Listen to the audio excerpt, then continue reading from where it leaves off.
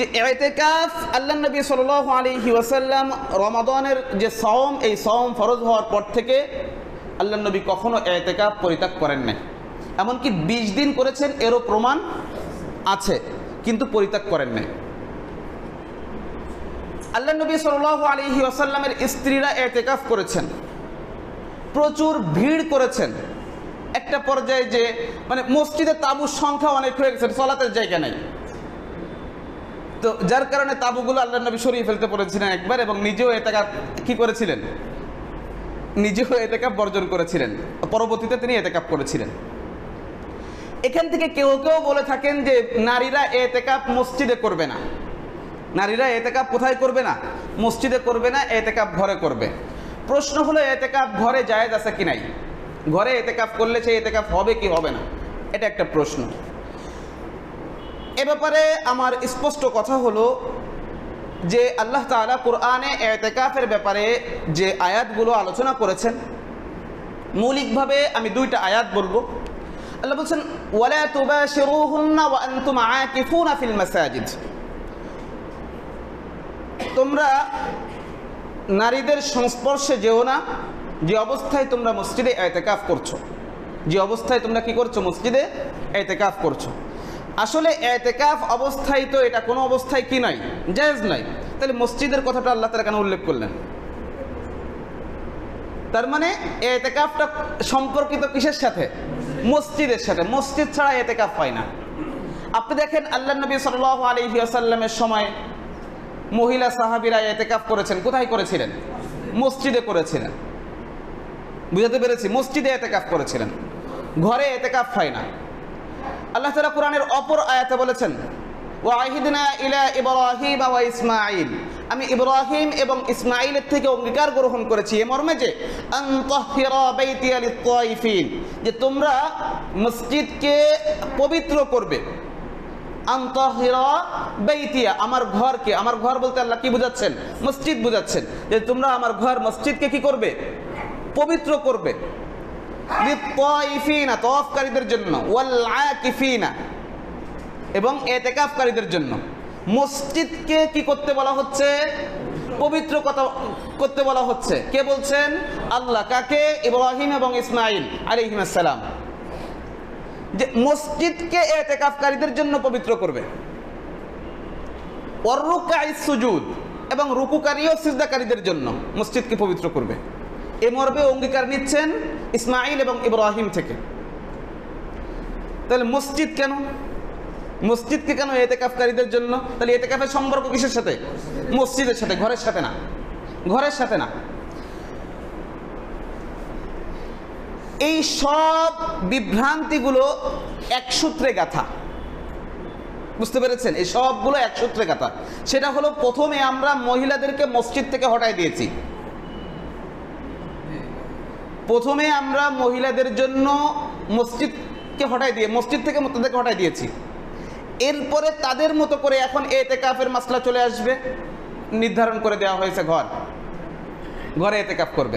অথচ ইতিকাফের সাথে সম্পর্ক মসজিদ, ইতিকাফের সাথে ঘর সম্পর্ক না, ঘরে ইতিকাফ হয় না। বুঝাতে পেরেছি এটা? তো কোরআনের যে আয়াতগুলোর সাথে ইতিকাফের সম্পর্ক রয়েছে, সেখানে আল্লাহ তাআলা মসজিদের উল্লেখ করেছেন। উলামা ইকরামও এই বিষয় নিয়ে আলোচনা করেছেন। তা হলো ইতিকাফের জন্য মসজিদ শর্ত। ইতিকাফের জন্য কি শর্ত? মসজিদ শর্ত। আপনি ব্যবস্থা করতে পারছেন না, নিরাপদ ব্যবস্থা নাই, মা বোনেরা নিরাপদ ব্যবস্থার জন্য আল্লাহর কাছে দোয়া করতে থাকবেন যে কোন অবস্থায় নিরাপদ ব্যবস্থা হবে, এরপরে প্রয়োজনে তারা ইতিকাফ করবে।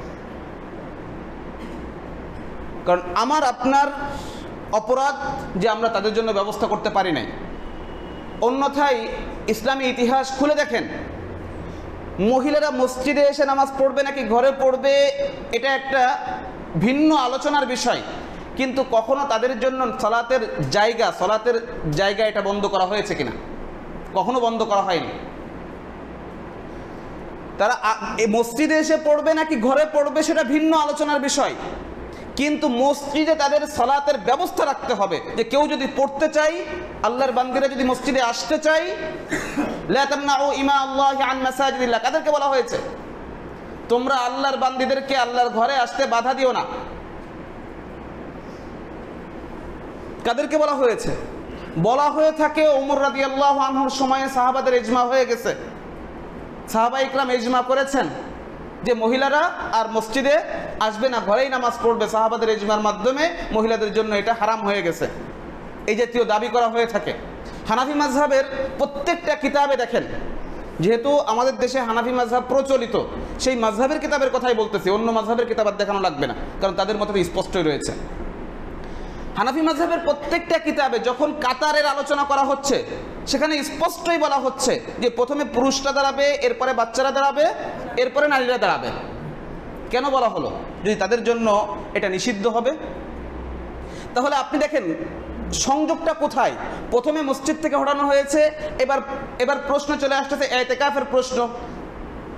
ইতিকাফের প্রশ্নের সমাধান দেওয়া হয়েছে, তারা ঘরে ইতিকাফ করবে। আদৌ সেখানে ইতিকাফ হবে কি হবে না সে বিষয়ে কোনো ইয়ে নেই, যে তারা ঘরে ইতিকাফ করবে। অথচ ইতিকাফের সাথে মসজিদ সম্পর্ক, ঘর সম্পর্ক নয়। বাজারে তাদের জন্য সব কিছু উন্মুক্ত করে দিয়েছি, কিন্তু মসজিদ বন্ধ করে দিয়েছি। মাহফিলের কথা তুললাম না, যারা মসজিদ থেকে সরাই দিয়েছে ওরা কিন্তু মাহফিল খুলে দিয়েছে। মাহফিলে যদি আপনার পর্দার ব্যবস্থা হয়, তাহলে মসজিদ কি তার থেকে বেশি পর্দার জায়গা না? মসজিদে কি তার থেকে বেশি পর্দা রক্ষা করা সম্ভব নয়? তাহলে মাহফিলে যাওয়াটা কোন দলিলের ভিত্তিতে জায়েজ হলো? কোন দলিলের ভিত্তিতে জায়েজ হলো? এটা শরীয়ত। এটা আমার পূর্বপুরুষদের চিন্তা চেতনা না যে আমার মতো করে আমি রদবদল করব। এটা শরীয়ত। শরীয়তকে শরীয়তের জায়গায় রাখতে হবে। মাহফিলের জন্য, অথচ মাহফিলে ফিতনা বেশি হয় না? মাহফিলে যখন তাদের জন্য উন্মুক্ত করে দেওয়া হয়েছে, তখন সেখানেই তো ফিতনা বেশি হয়। মাহফিলের দোকানগুলো, আব্দুল্লাহ জাহাঙ্গীর স্যারের ভাষায়, মাহফিলের আগে আর একটা মাহফিল, মাহফিলের আগে আর একটা মাহফিলের মজলিস থাকে। তো এই যে মাহফিলের আগে মজলিসের আর একটা মাহফিলে থাকে, সেখানে এই আফুদের অবস্থান থাকে না? সেখানে কি ফিতনা হয় না? এদিকে ফিতনা সব মসজিদে। এজন্য অন্তত এটা করতে হবে যে তাদের জন্য সালাতের ব্যবস্থা রাখতে হবে। নারী পুরুষ সকলের জন্য এটা সুন্নাত, বিশেষ করে রমাদানে এটা সুন্নাতে মুআক্কাদায়ে কিফায়া, অর্থাৎ কিছু লোকের আদায় করার মাধ্যমে এটা সকলের পক্ষ থেকে কি হয়ে যায়? আদায় হয়ে যায়। কিন্তু যদি কেউই ইতিকাফ না করে, তাহলে সবাই এর কারণে গুনাহগার হবে। দ্বিতীয় নম্বর বিষয়, ইতিকাফের সময়। ইতিকাফের জন্য রমাদানে যেটা আমরা সুন্নাতে কিফায়া বলছি, এর জন্য পূর্ণ 10 দিন একজন না একজন এমনটা হতে হবে যে সে পূর্ণ 10 দিন সে কি করছে? ইতিকাফ করছে। এছাড়া ইতিকাফের জন্য সুনির্ধারিত কোনো সময় নেই। রমাদান ছাড়া রাত দিন কোনো নির্ধারিত সময় নেই। ইমাম শাফি রহিমাহুল্লাহ তো স্পষ্টই বলেছেন যে আপনি যতটুকু সময় রুকুতে ব্যয় করেন, এতটুকু সময়ও মসজিদে ইতিকাফ হতে পারে। যতটুকু সময় রুকুতে থাকেন, অতটুকু সময়ও কি হতে পারে? সামান্য সময়ও ইতিকাফ হতে পারে। শুধুমাত্র ইমাম মালিক রহিমাহুল্লাহ 1 রাত এবং 1 দিনের শর্ত করেছেন ইতিকাফ সহিহ হওয়ার জন্য। এছাড়া ইমাম আবু হানিফা রহিমাহুল্লাহ, ইমাম শাফি রহিমাহুল্লাহ, ইমাম আহমদ ইবনে হাম্বল রহিমাহুল্লাহ, এনাদের কেউই কথা বলেন নাই, বরং কথা বলেছেন যে ইতিকাফের জন্য কোনো নির্ধারিত কি নাই? সময় নেই। আপনার রমাদানে অফিসের ব্যস্ততা রয়েছে, আপনি প্রথমে ইতিকাফ শুরুতে থাকতে পারছেন না, ঠিক আছে, আপনি 3 দিন পরে আসবেন, আপনি 3 দিন পর থেকে ইতিকাফ শুরু করেন। এরপরে পারিবারিক ব্যস্ততার কারণে আপনি চলে যাচ্ছেন, ঠিক আছে, আপনি চলে যান। কিন্তু 2 দিন ইতিকাফ করেছেন রমাদানে, এই 2 দিনের ইতিকাফের সওয়াব আপনি পাবেন না? আপনি মসজিদে প্রবেশ করেছেন, আরও একজন প্রবেশ করেছে, আপনি তার থেকে সওয়াবে অনেক এগিয়ে থাকতে পারেন, শুধু এই নিয়াত করে যে আমি মসজিদে ঢুকেছি ইতিকাফের নিয়াতে। মসজিদে ঢুকেছি কিসের নিয়াতে? ইতিকাফের নিয়াতে। বেশ, আপনি এগিয়ে যাচ্ছেন। অন্য আরেকজন একই সাথে প্রবেশ করেছেন, কিন্তু সে শুধুমাত্র মসজিদে থাকার কিছু সওয়াব নিয়ে যাচ্ছে, সালাতের সওয়াব নিয়ে যাচ্ছে। আপনি এসব কিছুর সাথে সাথে রমাদানে আপনি 1 ঘন্টা, 2 ঘন্টা, 3 ঘন্টা ইতিকাফ করেছেন, অন্য যে কোনো সময়ের ইতিকাফ থেকে আপনি এগিয়ে যাচ্ছেন। তবে আল্লাহ নবী সাল্লাল্লাহু আলাইহি ওয়াসাল্লামের অনুসরণ করে পূর্ণ 10 দিন অন্তত কী করতে হবে? এতেকাফ করার চেষ্টা করতে হবে। রমাদান শেষ দশকটা বিশেষভাবে গুরুত্বের সাথে নিতে হবে। আমরা পারবো তো ইনশাআল্লাহ? আল্লাহ তাআলা আমাদের কবুল করেন। তো বলছিলাম যে রমাদানে যে এতেকাফ করব, এই এতেকাফ করার সময় আমাদের বিশেষভাবে এতেকাফের যে উদ্দেশ্য রয়েছে সেই উদ্দেশ্যগুলো আমাদের সামনে রাখতে হবে। এতেকাফের দ্বারা উদ্দেশ্য কি?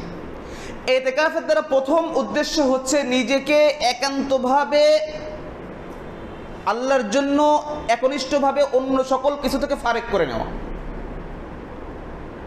সুতরাং যথাসম্ভব বাহিরের সংস্রব থেকে নিজেকে মুক্ত রাখা। প্রয়োজনে ফোন ব্যবহার করা যেতে পারে, তবে একান্ত প্রয়োজন ছাড়া সেটা ব্যবহার না করা। এতেকাফে অনেকেই চুপ করে বসে থাকে না, এতেকাফে চুপ করে বসে থাকার জন্য না, আপনি ইবাদত করবেন। মৌলিকভাবে এটা কিসের জন্য? আত-তাকাররুব ইলাল্লাহ বিল ইবাদা, আল্লাহর ইবাদতের মাধ্যমে তার নৈকট্য অর্জনের চেষ্টা করতে হবে। আপনি কোরআনের সাথে সম্পর্ক গড়তে পারেন, আপনি রাসূলের সুন্নাহর সাথে সম্পর্ক গড়তে পারেন, রাসূলের সিরার সাথে সম্পর্ক গড়তে পারেন। আপনি দিন জানা, একটা মাসআলা জানা, এসব কিছু কি উত্তম নয়? এসব কিছু কি উত্তম আমল নয়? এসবটাই আপনি করতে পারবেন। তো এজন্য আল্লাহ নবী সাল্লাল্লাহু আলাইহি ওয়াসাল্লাম যেমন রমাদানের শেষ দশক আসলে নিজেকে একেবারে প্রস্তুত করে নিতেন, তো আপনি আমিও চেষ্টা করি যে রমাদানের শেষ দশকটা আমরা যেন ইতিকাফে কাটাতে পারি। যদি আমি নাও পারি তাহলেও যেন আমার বিশেষ পরিকল্পনা থাকে। যেহেতু রমাদানে আমরা তো বিশেষ পরিকল্পনা করেছি, কিন্তু রমাদানের শেষ দশকটা যেন আরও বিশেষ পরিকল্পনা থাকে। ইতিকাফ যদি সম্ভব নাও হয়, কিন্তু তারপরেও চেষ্টা করব যে আপনার যদি একদিনও হয় ইতিকাফ, আপনি একদিন ইতিকাফ করেন। যদি 5 দিন হয় 5 দিন করেন, যদি 3 দিন হয় 3 দিন করেন। তারপরেও আপনি রমাদানে 3 দিন কি করেছেন? ইতিকাফ করেছেন। যখন আমি বলছি যে রমাদানের যে কোনো আমল অন্য সময়ের থেকে কত